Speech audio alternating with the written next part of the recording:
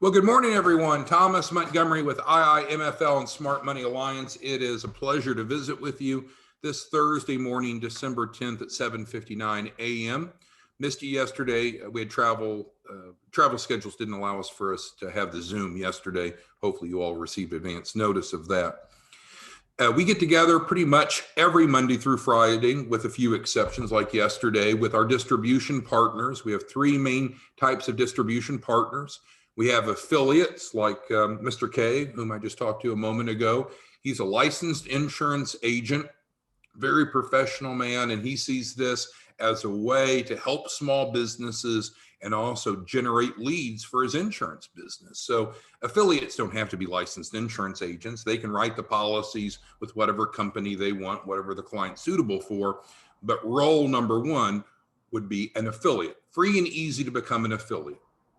Second, at the other end of the continuum, we have our joint venture incubator partners. We have several of you here on the Zoom today. And so that's where we're working together more strategically.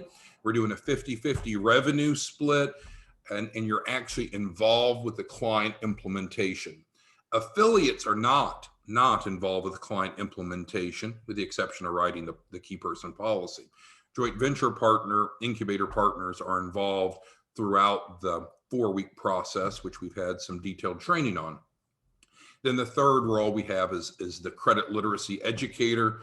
They're really focused on the Credit Boost program, where they earn on average $500 for each referral. It's not credit repair. Client comes in, we help them boost their scores, normally by an average of 100 points in 30 to 60 days. And the credit literacy educators make $5 per point of the client's credit score increase. If you're a joint venture incubator manager, you're automatically grandfathered in as a credit literacy educator, but that is a separate role from the affiliate. So what we're going to talk about today, I believe, has equal applicability across all three roles. And you should see, and I'll make it a little bit larger here. We're going to talk about 3 proven lead generation strategies. So these aren't 3 ideas that we thought up this morning and typed up. These all have proven to be effective. Let's start with the first of the 3, and it's posting ads. What kind of makes sense, because if you place an ad somehow, somewhere, and someone responds to your ad, you're in a much better position than if you're cold calling someone, right? Because they've instigated the conversation. Where could you place ads? We had one affiliate distribution partner. He placed an ad in the back of the USA Today. I didn't even know you could do that. And he did it, and he generated crazy volume of leads. But that's not what we're here to talk about. We're going to talk about maybe the most affordable place to place an ad, which is Craigslist. So I'm not here necessarily to say that it's the best place, but it is the most affordable place to put an ad, and it costs $5. You don't pay us anything. That's what I believe Craigslist charges, I think, in all markets, but maybe it varies with supply and demand. I don't know. But with Craigslist, of course, you have a big cross section of the United States. And so what can happen is you can go under, you create a Craigslist account, which is free. You choose post an ad under services offered. There's a category, and you can play around with these different categories and do things that are unique. So the best practice here is certainly to place an ad within Craigslist, but you can change up the title, which we'll go through in a moment. You can change up the content, which we'll go through in a moment. But placing a Craigslist ad is a no-brainer, and I don't think he's on right now, but our top producing affiliate, we've got over 4,000 affiliates. Our top producing affiliate across the whole country, this is what he does. He's probably not excited about me telling you this right now, but this is what he does, and he generates magnificent volume. Okay, so we go to Craigslist, we create an account, we post an ad under services offered. We choose the category called small biz ads. This is exactly what it's called, so this isn't me abbreviating it. And then you need to create a posting title. It's up to you, and you could try different ads with different titles. I'm giving you some sample content that is ready to cut and paste. We've used this, people do respond to it, but again, you may have different spin on it that would generate even more volume. And then this is literally the cut and paste content that we put in the Craigslist ad. And again, you could put something different if you want. There's some of you that are very sophisticated at online marketing. You may be rolling your eyes and saying that you're doing other things, and that's fine. What we wanted to come up with for today's training lesson is 3 proven strategies that anyone can do, So here's content, and this is just a note to you. So let's focus on this. When you set up a Craigslist ad, it gives you the option for the world to see your email address or to become hidden. So it kind of runs through Craigslist. And you can do that either way. But the bottom line is you want the leads to come back to you.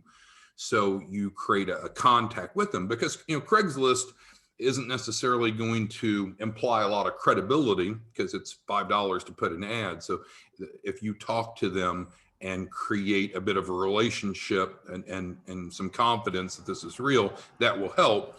But regardless, you could just intake their information and then let them know that we'll be following up with them. So if you have a landing page, then of course you can just drop them in your landing page. If you don't have an Access to Capital landing page, you can just go to the main IIMFL website, the inquiry forms at the bottom, and you can drop them in right there and referred by you. But you don't, I wouldn't just feed them in to a site. I would have them respond back to you and then kind of connect with them. So there's a higher degree of confidence, trust, and credibility.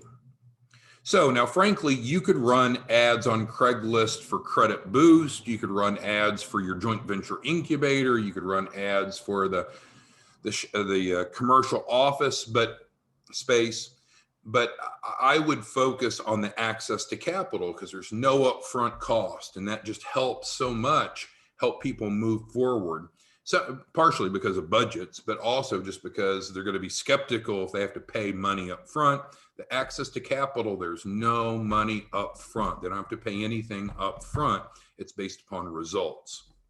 So let's pause here. If you will, in the Q&A, which is like a chat box of Zoom, does anyone have any questions, comments, concerns about the Craigslist ad strategy before we move on to number 2 on the list?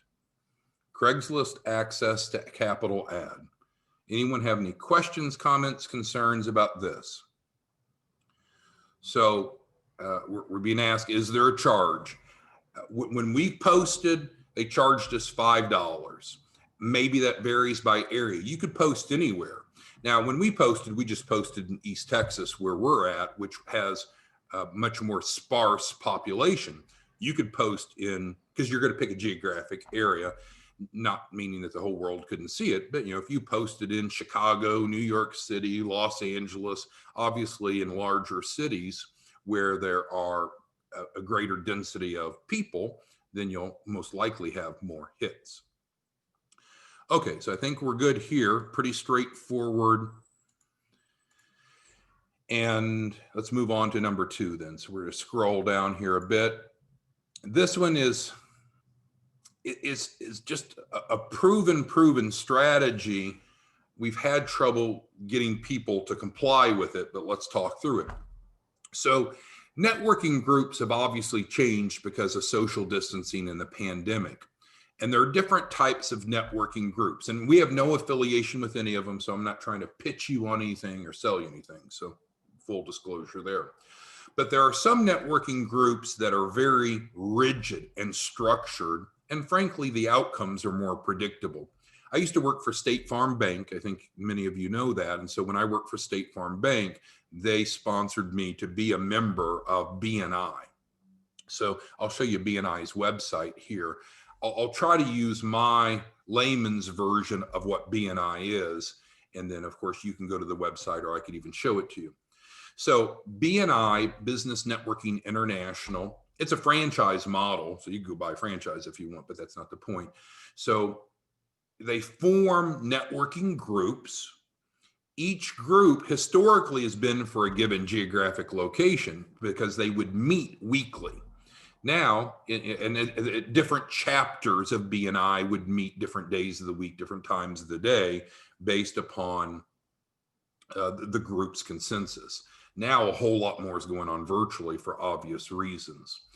But the BNI model is each chapter only has one member of each category. They call it a chair, but for you and I, we'll just call it per category. So there'll be one CPA. There'll be one banker. Now I just lied to you. There'll be one business banker, but there might also be one consumer banker because those are different. There'll be one realtor, and again, that's not true. There might be one commercial realtor and one residential realtor, but one person per category, and they call each of those a chair. Now, as a small business incubator manager, you could join, and I bet there's no other small business incubators that are members of the BNI in your area. If you're not one of our joint venture small business incubator managers, you could still join under a different category. Many of you are licensed insurance professionals. Those categories are almost always filled. So there's going to be someone that's P&C and someone that's life insurance and maybe someone even that's health insurance. And you might say, well, that's not going to work for me because I'm going to be using this technique like Mr. K to be able to generate life insurance clients. Well, it's really a great model because let's say that you went in as the small business incubator rep. And even if you don't have your own incubator, you could represent us, of course. But the bottom line is then you're interfacing with these other professionals on a regular basis, and it's a giver's gain mentality. So there's referrals. So, and that'll work fine because we've talked about in the entrepreneurial ecosystem on one of our prior trainings, and we'll talk about that more in a minute. Right now we're here, is that, in each community, there's going to be some website developers and CPAs and business bankers and all these different professionals that have small business clients that are also looking for small business clients. And so it can very much be a dual referral relationship. When you run across someone that could benefit from their services, then you refer to them. They don't pay commissions, and you wouldn't pay them commissions, but it's just referrals. But that works out really well because what do most small businesses need? They need access to capital, and that's what you and I do.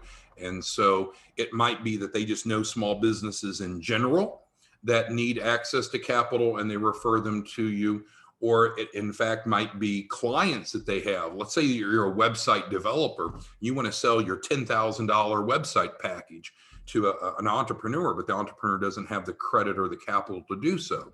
Well, you could become kind of the financing arm for that website development company. They send over their prospects.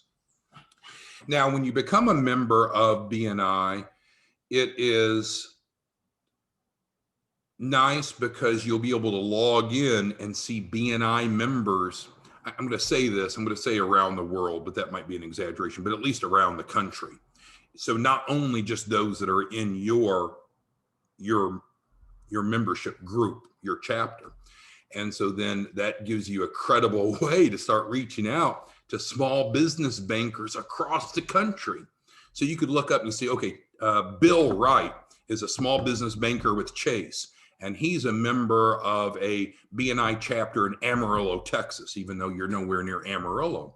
Well, you can reach out to Bill and say, hey, Bill, I'm a fellow BNI member, and I noticed that there's not a small business incubator chair member in your chapter. I wanted to make sure you knew how we could assist any small businesses that you run into that's needing access to capital, that maybe aren't qualified for the bank loans that you're offering or not qualified yet. So now all of a sudden, when you're reaching out to the entrepreneurial ecosystem, you have, I don't want to quite say a warm market because that's a little bit too much, but you have a listing of business bankers and CPAs and bookkeepers and business attorneys and all these different business to business professionals that you can reach out to, and you're typically met very warmly. So it's not just a listing, it's literally almost like a fraternity, right? And then now, many of these might also benefit from what you and I offer, access to capital, not the banks, of course, but the individual entrepreneurial business to business professionals. I wouldn't approach them as a prospective client. I would approach them as a prospective referral partner. So with that being said, BNI is extraordinary.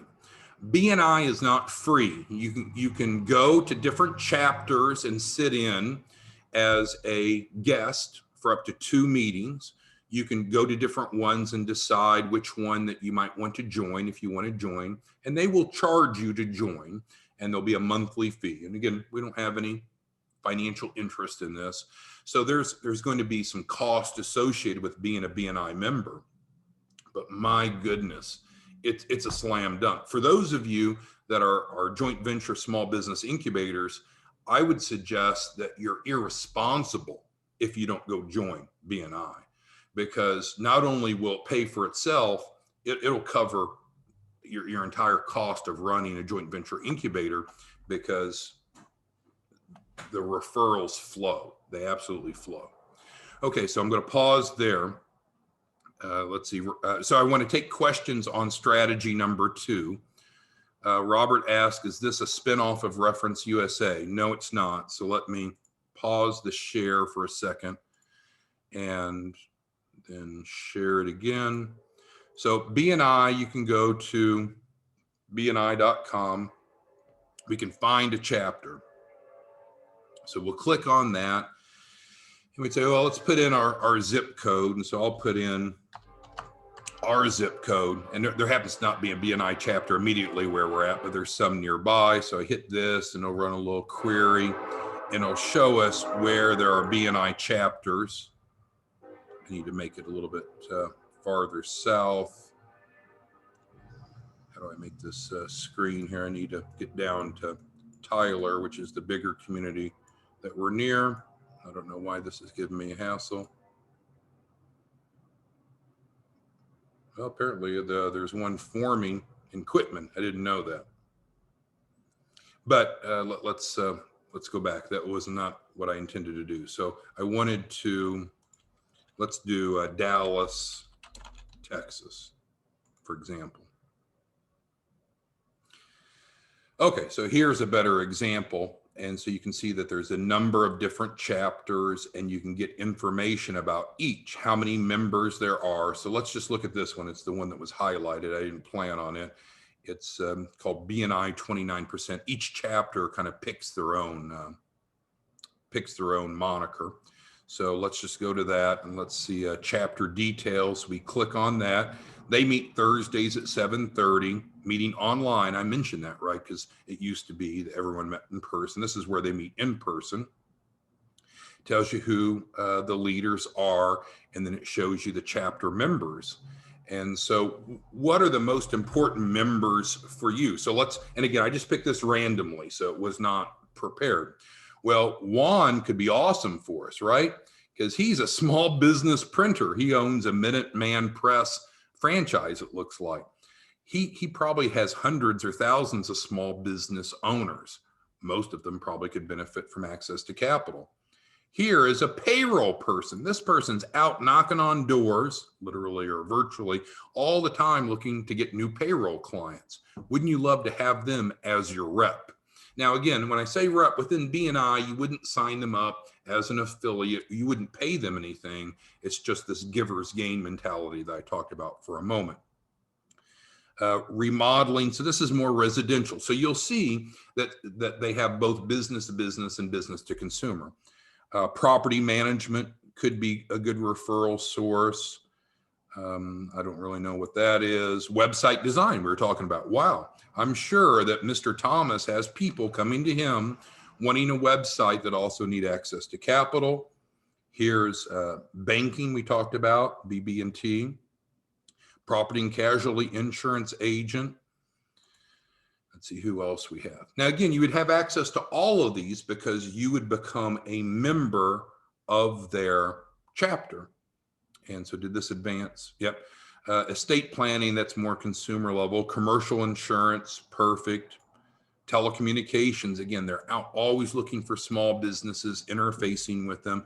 So you can see if you wanted to accelerate the development of your sales funnel, you want to interface with people that have small business relationships. This is a perfect way to do that. He's out selling security systems to businesses. Let's see, we'll go on to the third page. Business coaches are awesome. I've actually met with this gentleman. He's awesome. We met at the Willow Bend Mall for coffee at the Starbucks, which is no longer there, but he's a big player. He actually runs a meetup group. And so I forget that he probably generated over 100 referrals for us. You can go on down and see a business event and business. But what's the point? There's no one that's a small business incubator. So, and you typically won't because it's an open category. Okay, so let me stop the share there. What questions do any of you have about strategy number 2? And we'll get back to our list because it'll absolutely work. Now, again, disadvantages are as follows. It's structured. So if you actually want to join, you've got to comply, but it's not a problem. I mean, it's going to earn you a 6-digit income by doing that. And there's a cost. They don't operate for free. It's a franchise. It's a business. So you don't join BNI for free. But you and I don't expect people to give us free things, do we? We don't want free things. We want to pay for value. We want to support their business, and we want to grow our businesses. Okay. Any other questions on BNI before we move to the next? Sherry asked, if I open up an incubator in my area, is there any area or region? Yeah. When we set up the incubator, we do a 4 zip code protected geographic area, and then, but you can still operate across the country. You know, with what's happened over the past 12 months, we all operate more virtually. And so when we set up a joint venture incubator, you can either go get your own commercial space, which can be expensive, or we can just piggyback off of ours, which is what most of them do. Therefore, the geographic limitation becomes kind of irrelevant. But good question, Sherry. We can visit about that offline if you'd like. Robert's asking ballpark cost. It's been a few years since I worked for the bank. So I think it was around $300 or $500, it seems like to me, to join. And then they have a monthly fee. The monthly fee was primarily to offset the cost of the meals because they would almost always meet either breakfast or lunch, depending upon the chapter. And so it was more pass-through billing. You'll have to explore, Robert. I don't know what each chapter is charging now that so much is done online. But as far as a guaranteed ROI, I don't know that you could find a better return on investment than plugging in. Now, again, there's lots of informal networking groups. I don't hold them in the same regard. I don't think that you can anticipate the same results off of an informal networking group as you can off of a formal or what I call professional. But there's others other than BNI. And again, it makes no difference to me, but you can at least visit any chapter twice without being required to join. And you can just start feeling it out. And I think you'll find that you have your funnel filled with warm referrals very quickly. Okay, let's move on to number 3. If there's any other questions on that, just go ahead and type it in. Okay, so then that takes us over to strategy number 3. And we've talked about this, but it certainly makes the list. Developing leads through education is our bread and butter. And the primary educational message that we recommend that you use is what we call the 27 mistakes. And if you go to 27mistakes.org, you can hear that. It's not a sales presentation. We teach small business owners, what does it take to become credible? Because you and I are sometimes, at least I am, and I imagine you are sometimes, just amazed and I say this respectfully, with the financial illiteracy of the average small business owner. They don't have the education or experience that you and I have. And so they just often don't know what they don't know. And it hurts them. All right. So here you are helping them become more educated about what are 27 mistakes that many small business owners make that keeps them from getting business credit and business funding. So going to the first bullet, we recommend that you set up an account with Eventbrite. It's free. And that's where you'll register people for your webinars, for your 27 mistake webinars. So first you set up Eventbrite. So part of that is, of course, you're going to need to decide, when am I going to host these webinars? As I've mentioned before, there's two ways to handle these webinars. You can either get the slides from us and actually present, or you can open up the Zoom, and then play the recording, the YouTube that I've produced for you, and then you can close it out and then schedule a one-on-one needs analysis with them. So two ways to handle this. You teach it from beginning to end, or you open it, essentially I teach it via a recorded YouTube, and then you close out the meeting.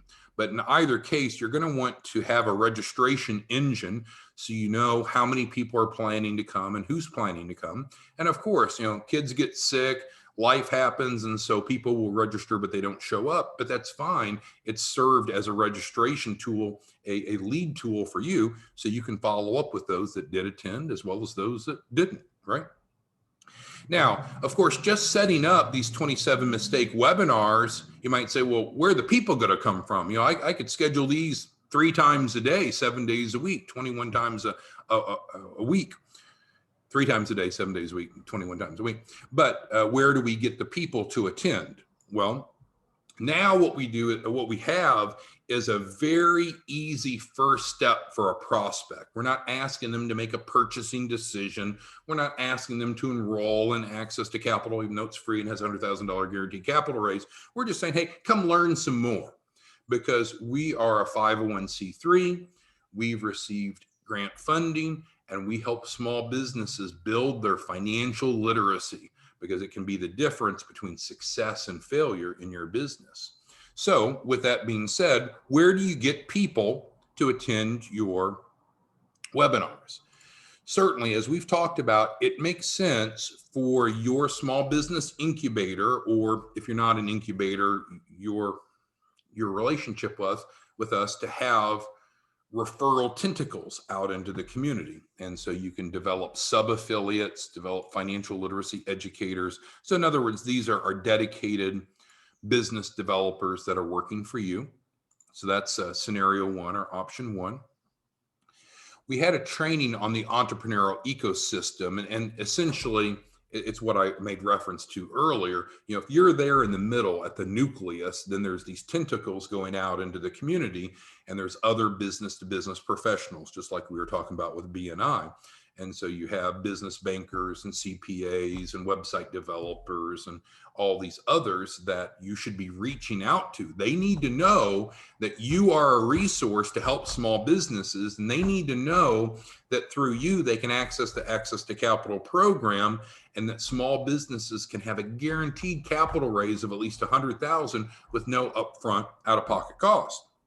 So this is really just referencing, even if you don't want to do a networking group, you really need other business to business professionals to know who you are and how we fit into that ecosystem, which is probably very important to them, because if their clients had access to more capital, they would probably buy more printing from them, like the guy from Minuteman printers.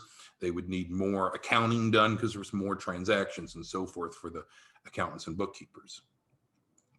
Third, we can certainly provide you leads list, and we've been providing a fair number of those, and we'll provide you leads for free. We can focus on newly formed businesses or established. We can focus on home-based businesses or not. We can even identify those that have bad credit, which is a good pre-qualifier for Credit Boost. But the bottom line is, I think some of you have been requesting leads lists, but you're not using those lists strategically. If what you're doing is having these webinars and taking these leads and feeding them into your webinars, then we're going to see a good conversion rate. But it's a pretty tough go if all you're going to do is just you or someone on your team just make cold call, trying to sell. Instead, I would be reaching out to them and inviting them to attend your free webinar. And then, of course, BNI, as we talked about above, or networking group. And again, I have no official affiliation with BNI, but I do know that their model works. I can be a testimony to that. By talking to those other professionals that you regularly educate small businesses on these important topics, that could be a way that they refer in and help you promote. Okay, so we're 30 minutes in, and let's make this a little smaller. So what have we covered? Let's recap, and then we'll get to any questions, comments, concerns that you have. If you are one of our joint venture incubator managers, you need to really be doing all three of these. That's a reasonable expectation. If you're more of an at-large distribution partner of ours, then you can pick and choose, because it's really up to you. But if you're a joint venture partner, we're in this together. So we need to be running Craigslist ads. Those can be very, very affordable and effective. Secondly, I would recommend getting involved with a formal networking group like BNI, or you can look at others if you'd like. And then we need to be hosting on a regular basis. Now, affiliates do not teach, just so you know. So affiliates do not teach. We don't really support them in teaching. Our joint venture incubator partners teach. But frankly, as an affiliate, you could still refer into the online one. So we're controlling the message. So you could still do these steps, right? So as an affiliate, you could set up Eventbrite. You could open up the meeting, play the on-demand recording, and then close out the meeting and generate referrals. But if you're a joint venture incubator partner, then you're actually authorized to teach the material yourself, because we have that greater level of confidence that you'll represent it correctly.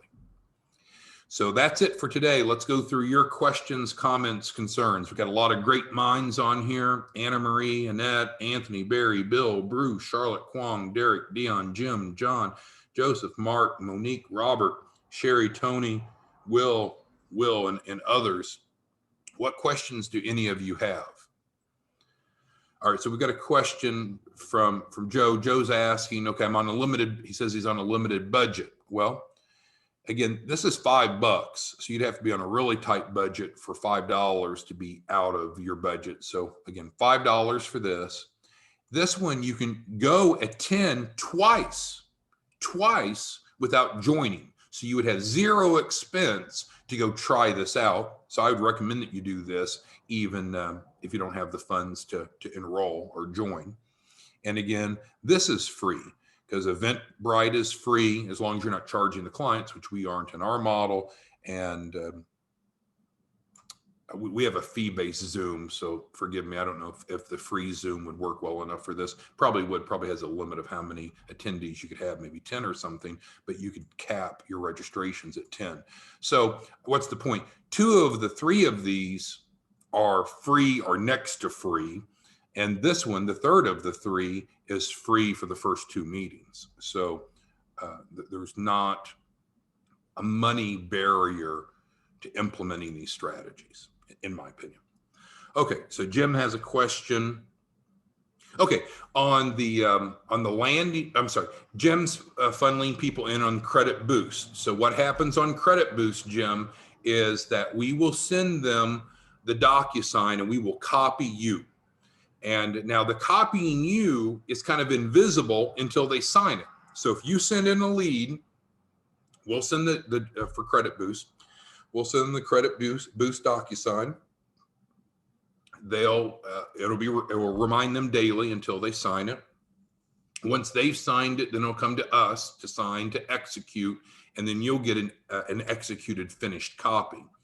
So Jim, you don't see it until they've executed it. So if you've referred someone to us and you haven't seen anything else, what that means, and we can always check and make sure no one slipped through the cracks, but typically what that means is they've not executed the credit boost, because once they do, you'll be notified instantly. You'll get an executed copy of that. That's your confirmation that they've moved forward. But certainly, Jim, we can visit offline and make sure that no one slipped through the cracks.